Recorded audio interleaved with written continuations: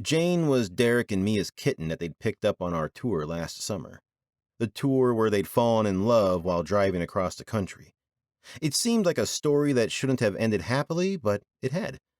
Sometimes I was slightly jealous that they fit so painfully well together, even though I didn't want anything to do with happily ever afters. I wasn't lacking in female companionship, not by any means. There were almost too many women following us around these days, before concerts, after concerts, during concerts, and even though I didn't always take them up on it, when I did, the sex was just that, sex. I sure as hell didn't want to wake up with any of them 365 days a year. As I turned back to my truck, Wynn followed and helped me unload the gifts. We didn't talk as we took trips back and forth until all the boxes and bags were in the guest room. Derek and Mia were almost done renovating the place that hadn't seen anything new since the 90s. The kitchen was the last major overhaul that needed to be done after tearing down walls and expanding. It looked a lot better than when Derek had bought it sight unseen as we'd rolled into Tennessee last August. Plus, Derek had his own music studio now, and that kept us both busy. As Wynn and I left the guest room for the last time, she turned to me with her polite smile. Today, I'd seen her fake smile, her held-together smile, and now her polite smile. I hadn't seen her real one yet. In fact, I'd only seen the real one once since she'd been home. During the rehearsal dinner, that smile had shined, making her pale blue eyes look like the sunlight was glinting through them. All the girls here had beautiful eyes. Mine were just dumbass brown. I'd had one girl tell me they looked like God had taken an eyeliner pencil to the iris as if to make a point, but that was the nicest thing anyone had ever said about my eyes. But Wynn and Mia and even Cam had eyes that people wrote songs about. Maybe Derek should call our next song that, All the Girls with Beautiful Eyes. I was standing there staring at Wynn and her eyes when she asked, "Would you like some sweet tea?" She was all manners, Southern girl manners. I learned a lot about Southern girls in the 11 months I'd been there, but I also knew she hadn't meant it. She didn't really want me there. Nah, I'm going to head over to the bar at the hotel. The guys are there, and I'm sure I'll have to pull one or all of them off some poor girl before they puke on her. I headed for the door, and she followed. As I stepped outside, I turned back at the last second, remembering her sobbing in the garden and wondering if being alone was the last thing she really needed.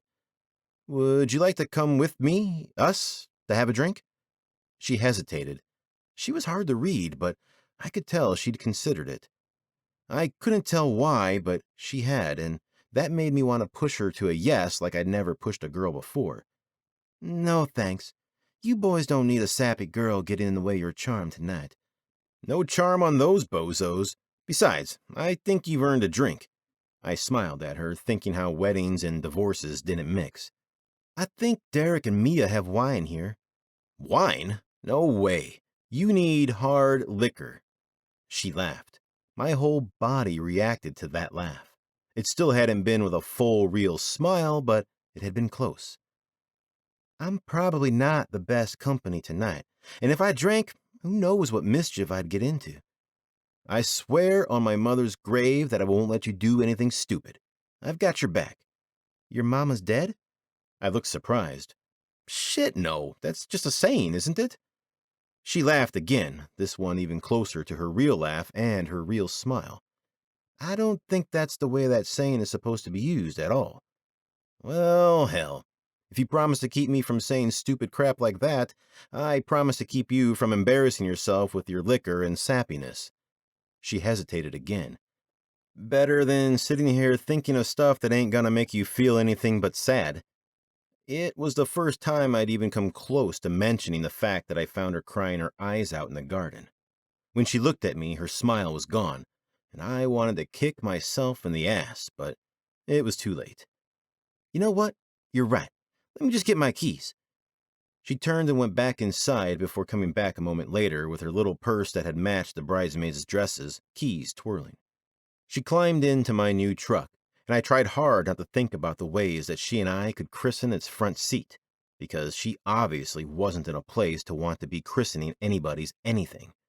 But she made it damn hard because she looked awfully good.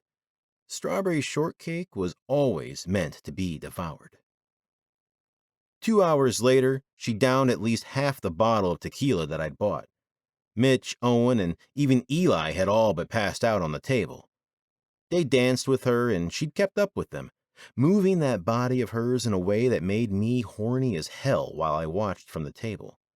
Because I was not the dancer in the group, I was the bass player. Bass players just stood and strummed. That's what I was good at. When Owen had gotten handsy on the dance floor, she'd laughed and told him she was married. It crushed his soul, but I knew better. She wasn't married. Eventually, the guys called it a night. But not the strawberry shortcake. She was still drinking. I was sort of impressed. She wasn't falling over sloppy. She wasn't laughing and giggling. I mean, she was drunk. Her words were slurred and there was a glassy look to her eyes, but she kept herself together. I wagered I'd win a bet that said she wasn't one to lose her self-control over much of anything. "You probably shouldn't drink any more of that," I said as she poured herself another glass. "I was the shot queen in my sorority." Sorority? Crap. She looked like she belonged in a sorority, like all those perfect girls that belonged together, but she hadn't ever acted like a sorority girl to me. She was polite and nice and made you feel like you belonged, not like you stood out. "How long's it been since you were shot queen?" "Too long." She never gave much of herself away, I realized. Enough to be courteous, enough to keep the conversation going, but not enough to really make you feel like you'd learned something about her. She tossed back the shot and then flipped the glass over and over on the table. "Grant didn't like it when I drank," she said. "Who's Grant?" I asked, even though I had a general idea that he must be the ex. "You don't know?" When I shook my head, she sighed. "I figured it was what everyone was whispering about." I didn't respond, and she continued with a slur. "He's my husband." She waved her hand. "Scratch that. My ex-husband." "Some guy was dumb enough to marry you and let you go?" She laughed. It still wasn't with a real smile, though. This one was still all derision.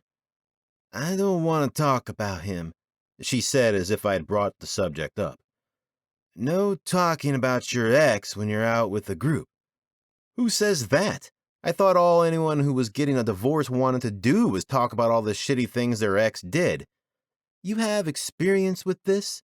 "Not personally. Well, I take it back. There was this one chick in Portland who—" "Stop! I don't want to hear what she did." I laughed at her. "That's the point. We didn't do anything because as soon as we got naked, she started to cry and told me how she was just doing it to get back at the ex for ditching her." "That speaks highly of your prowess in the bedroom," I growled. "Nothing wrong with my sock monkey." She stared at me for a moment and then started laughing. A real laugh with a real smile that had her eyes lighting like sunlight even through the drunken haze, and my chest tightened because I'd been the one to make it happen. "Did you just call your penis a sock monkey?" I grinned at her and waggled my eyebrows, which had her laughing again. Not a drunken giggle, but a full-out laugh. I was very sober all of a sudden because making her laugh was like scoring the winning touchdown. The next morning, she told me I was a great listener and then gave me a blowjob as a thank you present. "Please, I told you I didn't want to hear about what she did." "I didn't say she was any good at it." I pushed because I wanted to keep her smiling. "How can anyone be bad at a blowjob?" I choked on my beer as those words came out of her mouth. "Believe me, there are plenty of ways to be bad at it." "Maybe that's why Grant left. Maybe I thought I was awesome at giving them, and he thought I sucked but didn't have the heart to tell me how to get better, so he divorced me instead." If she didn't stop talking about blowjobs, I was going to have a hard time getting up without taking her with me, and so I risked a smile disappearing to change the subject. "I don't think anyone would get divorced over that." She shrugged, took another shot, and then spun the glass again. "What did he tell you?" I asked because now I was curious. What would make any idiot leave this sexy, tall redhead with a smile that could send you to the netherworld and an attitude that just screamed confidence? He told me he was going to teach English in Thailand, she responded. Teaching in Thailand doesn't mean divorce. I know, she said, pounding the table like I just said something worthy of a Pulitzer. That's what I said. I was like, okay, for how long? And then he was like, I'm not sure. There's a time limit. I still wasn't catching on, see? I just told him that I wasn't sure the hospital was going to let me take a leave with no end date. And that's when he said he wasn't being really clear and handed me the divorce paperwork. He said he just didn't think he could be married anymore. Wynn twirled the shot glass. I removed the tequila bottle from in front of her, and she was drunk enough not to notice that I placed it on the floor at my feet. Shot queen or not, she was likely going to go comatose if she drank any more. That's pretty crappy, I responded and meant it. She was quiet for a moment, then put her head down on her arms on the table as if all of a sudden the alcohol in the world had just caught up with her. She closed her eyes and spoke almost as if she didn't realize she was still talking. Yep, but the worst thing is that I let all my friends and family think he's a schmuck for walking out with no real reason, but truth is, there is a reason, a big reason. She paused like she wasn't sure she wanted to say anything to me, like the secret was busting to get out of her, but she just wasn't sure if she could let it escape. I just waited. The real reason is that I'm defective. She said it so matter-of-factly that it about killed me. I could tell she believed it, that she was defective, and that snagged at the hole that she'd been making in my gut all evening. No one knows this, she said so quietly that I had to lean forward to hear it. But we had 2 miscarriages in the year before he left. Fuck! 2 lifeless babies in a year? I was surprised she was still standing, and the asshole had left her? After 2 times she'd carried part of him inside her and lost them? Shit, I said. It was all I could get out as I watched her face. She was so unreadable. You couldn't even tell if she had any emotions left after that. Maybe she didn't. Maybe she was still so numb that there wasn't anything to feel. Yeah, pretty shitty, she said, like we just talked about losing a credit card or something. That was shitty. This was catastrophic. That just makes him more of a bastard to me. You don't walk out on the person you love after something like that, I told her. She still wasn't looking at me, though. She still had her eyes closed, face on an arm, the other hand twirling the damn glass. I wondered again how she was even functioning this much. With 2 lost babies, a husband that had left her, and having to work in the maternity ward all day, because I knew enough about her to know that was her job. It must be real hard working with babies all day after you've lost your own, I said quietly. She made a barely perceptible nod, but I saw the hand around the glass tighten. It was an emotion, at least out of the void of nothingness she'd shown. You're not defective, I told her. It's why he left, though. He left because he's an asshole. She sat up, eyes popping open as if she'd just realized she said all that out loud, to an almost stranger, to some guy she was drinking with in a bar. You keep saying that, but truth is, I thought he was the yin to my yang, the bubbles to my soda, the cheese to my pizza, but really, it ended up just being another joke on me. It was the closest to sad I'd seen her since the tears in the garden. What I'd seen of her so far was that she was either showing no emotion or she was happy and full of quick comebacks. I wanted to take her away from her dark mood. It was what I was good at after all. Lonnie the goofball. I think you take this whole thing too seriously. I smiled at her when she looked up at me with some surprise in her eyes. Surprised that I was telling her that her ex leaving her because she'd had 2 miscarriages was a joke. I didn't think that, but I wanted to see her eyes light up again. What whole thing? Life, I told her. You only get one. Exactly. That's why you can't let anyone else's crap weigh you down, I said with a bigger smile and a swig of my beer. That's a load of whale bits. I choked on the beer for the second time. Whale bits? She smirked at me, and that relieved the knot in my stomach a smidge. When Mia decided she was going to use interesting words instead of cuss words, that one came out once, and I liked it. You know, whale bits wouldn't really be bits, right? I grinned back at her. Exactly. It's gonna be a shit ton of crap, she said with that full smile that had a little quirk on the upper bow and had my chest tightening up in response. A shit ton of crap, whale bits. I think I'm gonna have to use that one, I chuckled in response.